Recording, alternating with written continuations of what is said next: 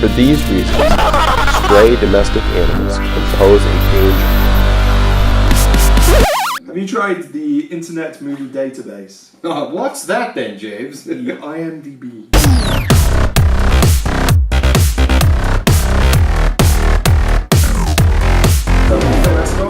Of Team Fractured Visions.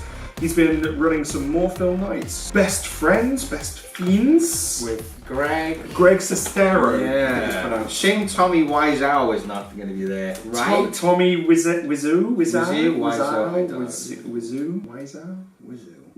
going to say Wizu, but we'll find out from Greg. So Greg's actually going to be there, so I'm filming the Q&A later. Great grab by Phil. I mean, fair play. You know, he's got, you know, he's been doing some really great stuff with local Welsh filmmakers. But to get, you know, Greg Sestero to come over and talk about the film I mean, you know, Cardiff, Wales. Cardiff, Wales. No, you know, it's not just Cardiff. It's always Cardiff, Wales. Is it? Oh, just in case, you know, you mistake it for Cardiff, England. Cardiff, New York, actually. New York. What's the synopsis of that film then? I have no idea. Let's use the internet to find out. There you go. Volume 1. Hello. Best Friends Volume 1. So when a drifter befriends a quirky mortician, an unlikely business partnership is formed. Paranoia soon develops, however, and both men are forced to come to terms with the fragility of friendship and loyalty. I've got a feeling I might know who plays the, kooky mortician? Yeah. She's dead, right? It doesn't matter. She can't feel a thing. Hey, what's your problem? So yeah, looking forward. Wow, this looks really good. Yeah, it's not directed by No, it's actually directed by Justin McGregor. Connor's written by talented mother. But written by Greg. So yeah, no, looking forward to seeing that. Sold out as well. It's a true story, yeah. So how fucked up was that car journey? Yeah, people always say like, how true events, like, come on man, like, how the hell is this based on true events? But it was based on a road trip Tommy and I took up the California coast, 2003. I thought we were just going up there to have a good time, and he thought I was taking him up there to try to kill him. It started with that idea as like kind of a Hitchcock setting, and then my brother is a dentist who started telling me these stories. He's like, hey, come here, you're not going to believe this. He started showing me these bags of teeth that he got from Greece, and like all the scrap. He's like, with gold and silver, you know, worth so much money. I'm making more money doing this than I am doing dentistry. So he was almost calling it like the social network of dentistry. And so we talked a lot about it, and it kind of fizzled out. He never told me what really happened. But the more I looked into it, I thought, okay, if his character is 100 years old and he's been doing this for this amount of time, and he acquired this amount of teeth, it'd be worth that amount of money. So it was inspired by this true business that does happen now in dentistry, where they sell their gold teeth. So with that little gold tooth that I was holding is worth like $600 or $700. So I told my brother I lost it, but I still have it. But that bag was like, I think it was like $900 or something of all those teeth, that they were real. That's how much it's worth. So go figure. I didn't know you could make money off teeth. So 2 million's a bit of a stretch then? No, it's actually, I counted exactly how many bags would have to be in those bins to make that amount of money. So it's, as Tommy would say, it's very detail oriented. So that's how much $2 million worth of gold teeth would look. Gold teeth. So I read that the basis for or the inspiration rather, was more TV than actual films. Stuff like True Detective. Is that true? Because it's definitely a slower pace than you would expect in a film. Yeah, so that's what I wanted to do. I was trying to work on writing a TV show, because I love Breaking Bad, Fargo, True Detective. I felt like that's kind of the future of entertainment, the great acting and storytelling. You're able to just kind of sit back and get into it.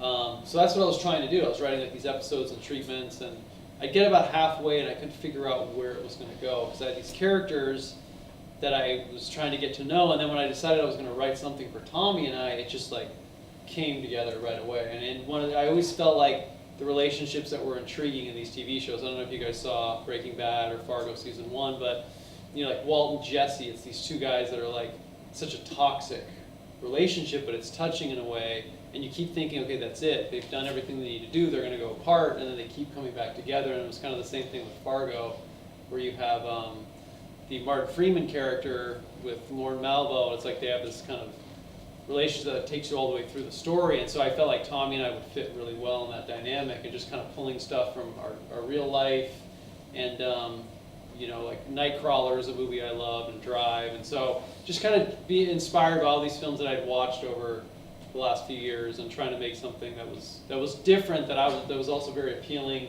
to me, but also putting Tommy in it, and also being aware that what Room fans might be interested in seeing something different, but at the same time kind of throwing a few strange things in there, like, you know, the Chinese food scene, for example. I don't know where that came from. Tommy just kind of started going off about Chinese is a special person. So kind of keeping those things in there as well. Because the script, film talk, pretty much a page of script means a minute of runtime. And so you stretched 2 films over a 100-page script there around.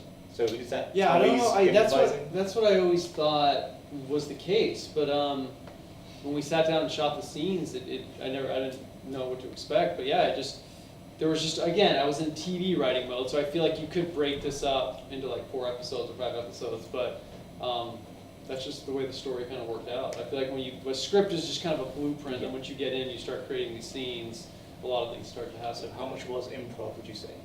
Not that much. I mean, we worked on the scenes like every night, Tommy and I, and so we'd rehearse back and forth, and then he'd say, I really want to stick to script. Let me look at script. Oh, that was the line. I said that line perfect. It was like he almost kind of knew it beforehand. And then, yeah, he really worked hard. Like, a lot of those lines were written. Like the oranges, like, I'll send you a few oranges, like that was scripted. But a lot of those things I know he'd feel comfortable saying in those moments, and things he would feel that he could express in a way that, you know, weren't like having to memorize lines. And so most of it was scripted or in the ballpark. Because he is a force of nature, isn't he, Tommy? I mean, you can't really control him. So you're the best person who can rein him in, I guess. So how did you manage? Yeah, it was about taking him seriously and letting him, not like trying to have him be spoof himself, and really kind of, a lot of times he, you know, he'd do these scenes and he was a lot more mellow in this film, a lot more subdued. And every once in a while we'd kind of throw a Red Bull at him, and he'd only drink it with a straw. You know, and so it gave him a little bit more of an interesting performance, because he wasn't trying to be so over the top with his acting.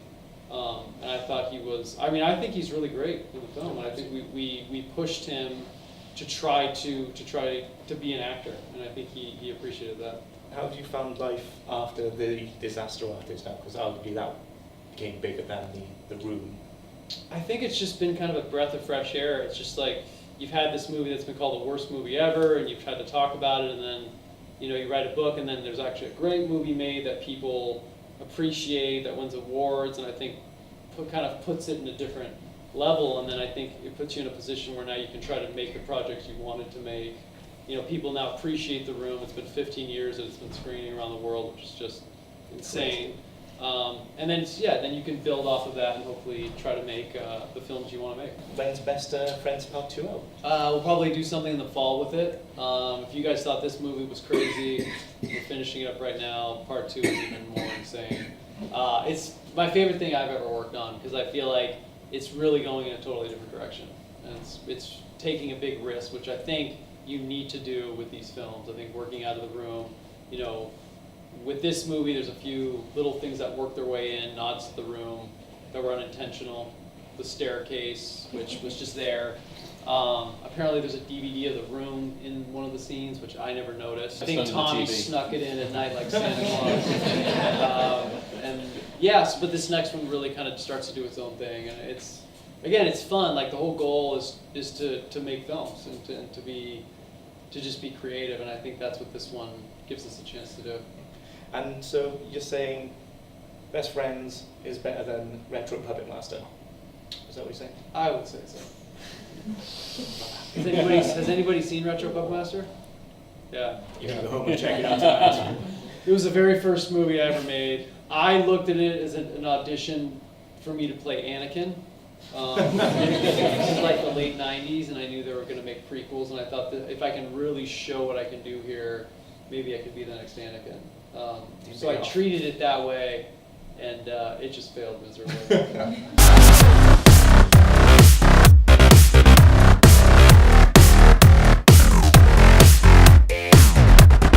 Like and subscribe. We haven't done that for a while. Like me! Look, if you've seen our fucking YouTube work, just do it, alright? Come on. I mean, come on. And there's a bell thing there you can get notifications to.